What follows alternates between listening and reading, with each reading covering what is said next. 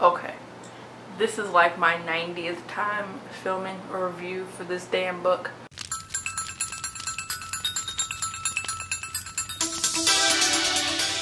Alright guys, this is the spoiler-free review of Flame in the Mist by Renee Ahdieh. It's upside down. Yeah, that. And I will post a spoiler-filled discussion video where I will go in depth about the points that I'm annoyed about at some point after this, because I have to record that again too. What even is happening with life right now?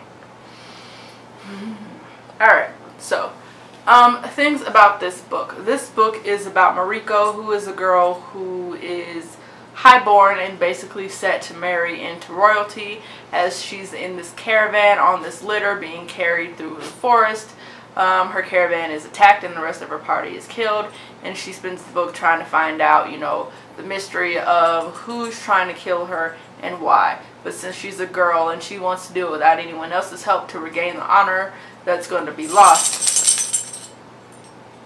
That's going to be lost by, you know, people going, oh, well, your daughter was set upon by bandits. We don't know what happened to her.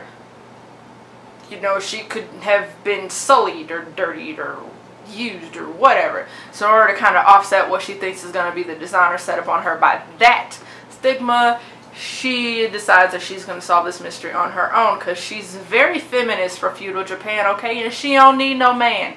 As I've just alluded to and flat out told you, this story is set in feudal Japan, which is near and dear to my heart because I am an anime nut, and two of my favorite animes, being Inuyasha and Rurouni Kenshin, are set in feudal Japan. Inuyasha specifically being set in the Sengoku Jidai, which is, if I'm correct, an era of feudal Japan and not feudal Japan itself. I don't know if that's an era or not, and I don't know what era this one takes place in because it's not dated and we don't know. So there is a kind of frustrating mix of fact and fiction. Instead of playing off the legends of that time and the yokai being demons and etc., we have this separate kind of magic system that only a couple of the characters in the book can use, and we never really find out what it is, what it's based in, if it's like actual Japanese lore or if it's something that Renee made up, or it's never like detailed, and we don't find out specifically all of the things these characters can do, if it's under their own power or if they call it on demons, if it's even demons, like demons are only mentioned a couple times, and it's just a weird system that never really gets explained, and it's kind of bothersome to me. So I would have rather, if you're going to just do that, because it was a story that could have been told purely as historical fiction, being that they're samurai and all this other stuff, and we didn't need those fantasy aspects because they kind of came across as an afterthought. So there's that to me. The plot itself was fine. It was kind of basic, being if you read a lot of historical fiction, you'll have seen that before, you know, where the girl is on her way to meet a husband that she really doesn't want to get married to, and then she's set upon by bandits or whatever, and she has to go into hiding and continue to play dead, or she marries the bandit who took her, and it turns out he was actually saving her from the bad guy that she was going to marry, and nobody knew he was a bad guy. That part is not in this book. I'm just saying it's a common plot that I see a lot in historical fiction, historical romance, and it was kind of in here, the part being where she got set upon by bandits on the way to her husband or whatever, and then she went into hiding. Now, since Mariko is kind of feminist, especially for this era, even though she has a brother who is like the Dragon of Kaya's big bad, like very widely feared samurai lord, she doesn't utilize him as a resource. Instead, she's like, I'm gonna regain this honor unto myself and prove to them that I don't need a man to do shit for me, and I'm gonna do it by myself. And I roll my neck and all that shit, because it's very her, this entire book. If I hear her say one more time that I can do it, I'll prove to them that women can do it, I'm just going to punch her in the face. Shut the fuck up and do it then. God. This book had a whole lot of tell and not show.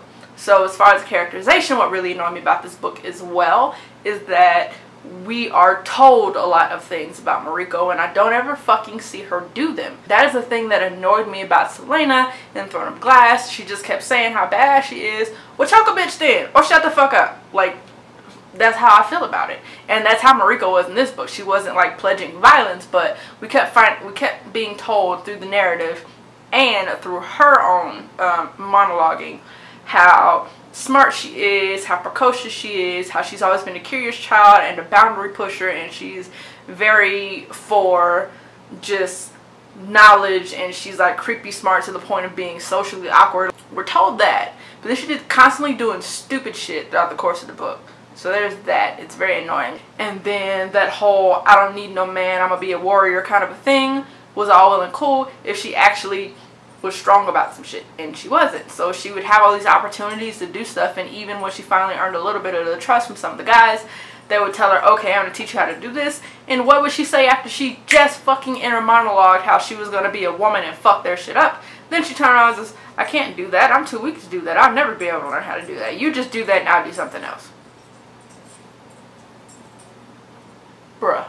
That annoyed me about the characterization, and don't get me started on the romance of this book. A pet peeve of mine, one of my most hated tropes in historical romance, historical anything, is when the female has to dress like a man in order to protect herself because for whatever reason she's out alone without an escort, or because women aren't allowed on pirate ships, or because, you know, her rest of her party was killed and she doesn't want to be set upon or fell upon by unscrupulous characters.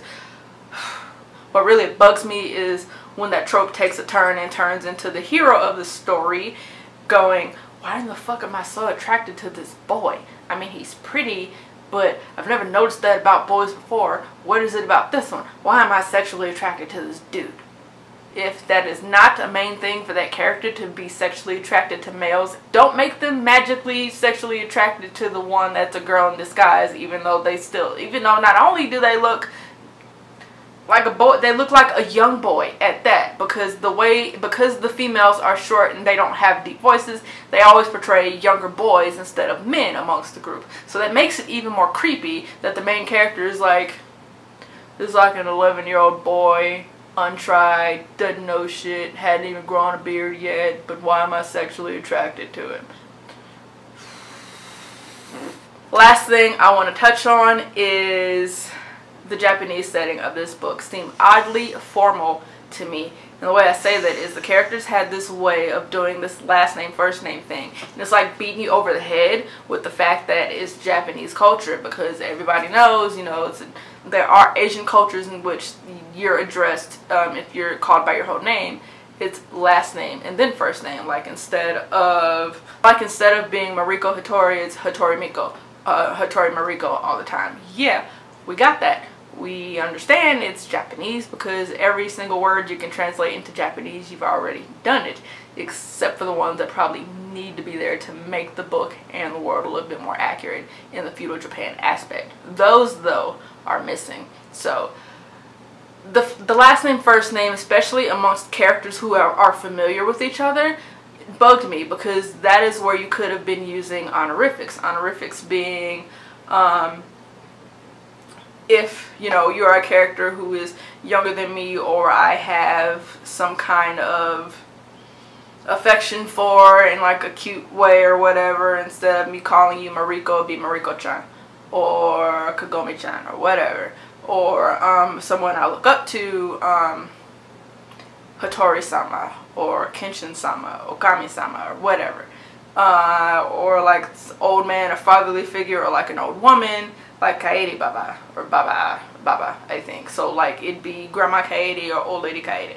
We didn't have any of those honorifics. None of those were in there, and that kind of bugged me as well. And they kept addressing each other. Even characters that were like, had been together, traveling together for a while, kept addressing each other. Hattori Miko, or whatever the hell her name is. Hattori Mariko, da da da da da. Like, we get it. Japanese. You can stop the last name then first name shit. Just the way I feel about it. And then speaking of which, the names are all oddly modern. Like it's the equivalent of reading an Arthurian novel and all the characters being named Lauren and Ashley and Jessica and Brittany and Brandon. Like, where's the Bartholomews and the, you know, the older names for that era? The names are kind of modern to me. At least I thought a lot of them were. So those are just those little things that bugged me, but it was so lackluster, and I really didn't give a shit about the characters, and I was just like, I don't care. And it's really disappointing to me because I was a spaz about The Wrath of Dawn duology. Spaz! That is my spoiler-free review for The Flame in the Mist. I will, okay, look. I will be posting a discussion about this book. Give this video a thumbs up if you like it, and don't forget to subscribe if you have not. And I will see you guys in my next video. Thank you for watching.